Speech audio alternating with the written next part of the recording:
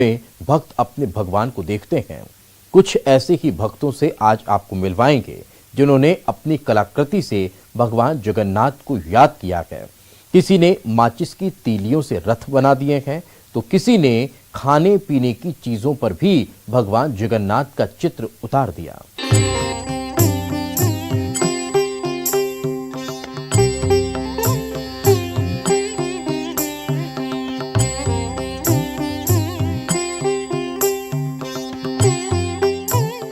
ये तस्वीरें अद्भुत हैं, अलौकिक हैं, भक्ति रस में सराबोर हैं, आस्था से ओतप्रोत हैं। भगवान जगन्नाथ, बलभद्र और सुभद्रा के रथों का सबसे छोटा और सबसे दिव्य रूप है। इतनी छोटी सी कलाकृति में भी वो सब कुछ है जो असली रथ में होता है।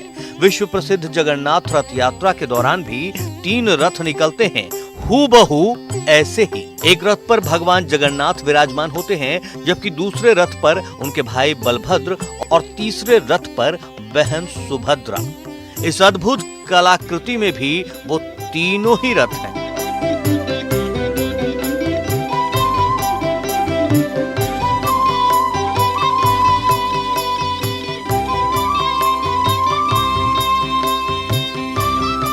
रथ का ये अलौकिक रूप तैयार किया है भुवनेश्वर के खुर्दा जिले के मिनिएचर आर्टिस्ट एल ईश्वर राव ने। माचिस की तीली से प्रभु जगन्नाथ, भगवान बलभद्र और माता सुभद्रा के 3 रथों का निर्माण किया है। खुद अपनी आंखों से देखिए कैसे माचिस की तीलियों से यह दिव्य कलाकृति तैयार हुई है।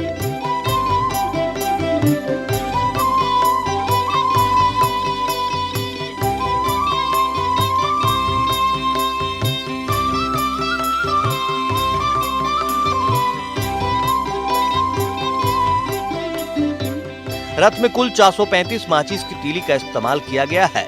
रथ की ऊंचाई 4 से 5 इंच है, जबकि हर रथ में 4 पहिए लगाए गए हैं। रथ के चारों तरफ कॉरिडोर के लिए रस्सी से घेरा बनाया गया है। रथ के भीतर विराजमान प्रभु जगन्नाथ, बलभद्र और माता सुभद्रा की प्रतिमाओं को पवित्र नीम की लकड़ी से बनाया गया है। इन सभी प्रतिमाओं की ऊंचाई 1 इंच है।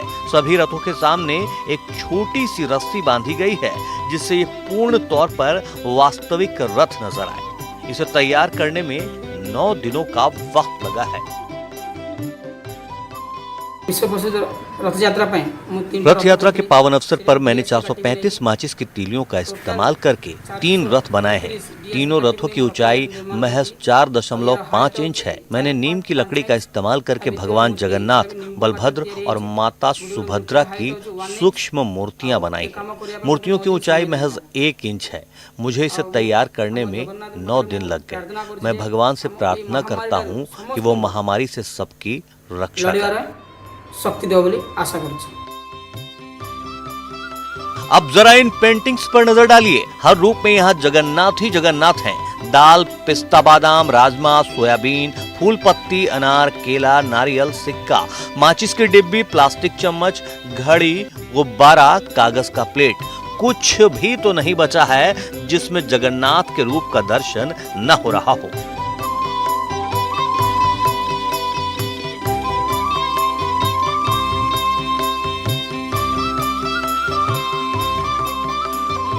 रथ यात्रा से ठीक पहले भुवनेश्वर की सॉफ्टवेयर डेवलपर और मिनिएचर आर्टिस्ट प्रियंका साहनी ने भगवान जगन्नाथ को 108 मिनिएचर पेंटिंग्स अर्पित किए हैं। भुवनेश्वर की प्रियंका साहनी ने भगवान जगन्नाथ, बलभद्र और सुभद्रा की 108 पेंटिंग्स खाने पीने की चीजों और दूसरी वस्तुओं पर बनाई है।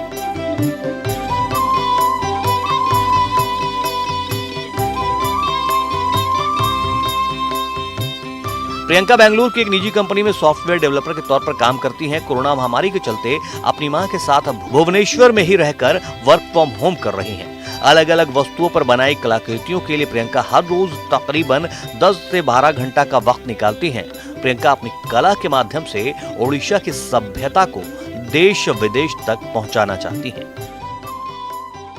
पिलादिनु ही मु पेंटिंग रे मोर बहुत शौक थिला इवन पेंटिंग मेरा शौक नहीं पैशन है, जिसके लिए मुझे कई बार अवार्ड भी मिल चुके हैं। कोविड से पिता के देहांत के बाद मैं बहुत ज्यादा डिप्रेशन में थी। पिछले साल जब मैं आइसोलेशन में थी तो सुकून और नए रास्ते की तलाश में थी। उसी दौरान मैंने इस नए तरह की पेंटिंग की शुरुआत की।